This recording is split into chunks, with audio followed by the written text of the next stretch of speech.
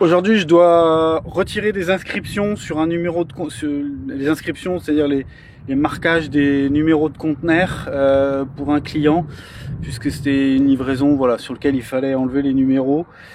C'est assez rare qu'on doit faire ça, mais du coup, je me suis dit que peut-être que ça pourrait intéresser certains d'entre vous. Première étape, je me suis muni d'un espèce de méga sèche-cheveux, un décapeur thermique. Et du coup, je vais passer les inscriptions là qui sont là au décapeur thermique. Et après, c'est parti, on va démarrer.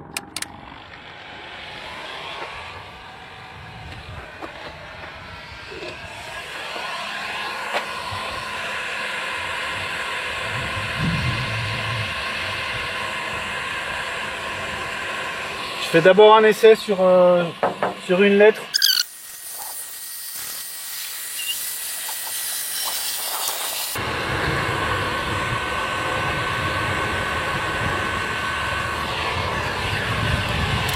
Donc l'excellente nouvelle, c'est qu'en chauffant, les marquages sont des autocollants. Ça se défait très facilement. Donc je vais pouvoir attaquer le décollage des numéros, ce qui est vraiment le job.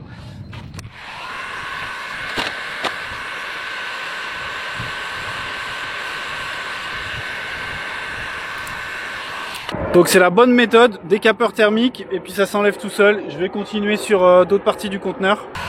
Donc là je retire aussi la marque d'origine du conteneur dans la compagnie. J'ai laissé les autres marquages type poids, tare, etc. parce qu'il n'y a pas spécialement besoin de les enlever.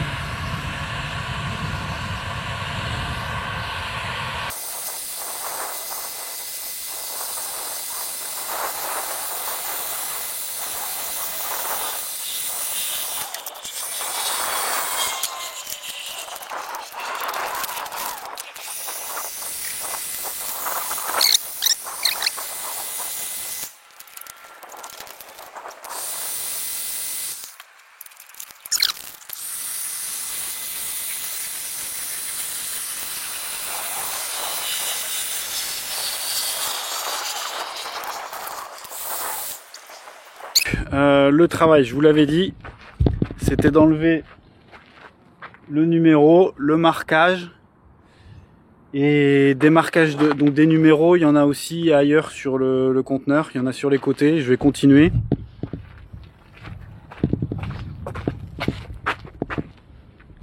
Du coup maintenant on va continuer avec les marquages qu'il y a sur le côté. Vous avez vu, c'est super facile.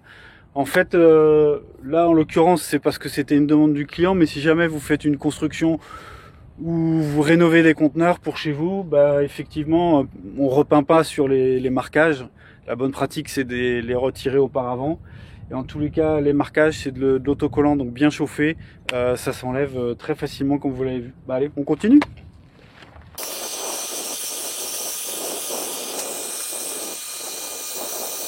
Ça je vais le mettre par terre, mais rassurez-vous, je vais le mettre à la poubelle après.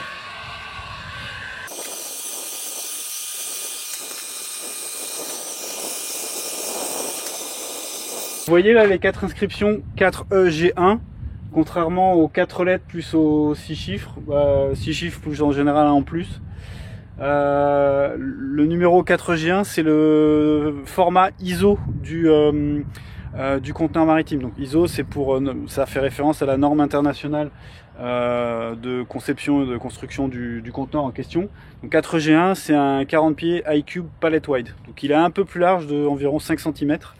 Ce qui permet de rentrer plus facilement des palettes à l'intérieur.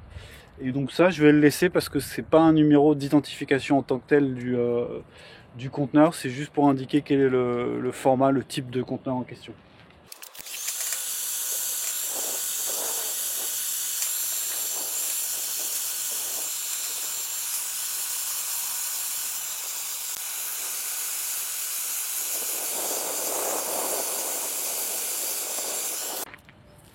Évidemment j'ai ramassé les anciens autocollants, on va pas les laisser par terre, on va les mettre à la poubelle. Bon, j'espère que ça vous a plu, j'espère que ça vous aura été utile.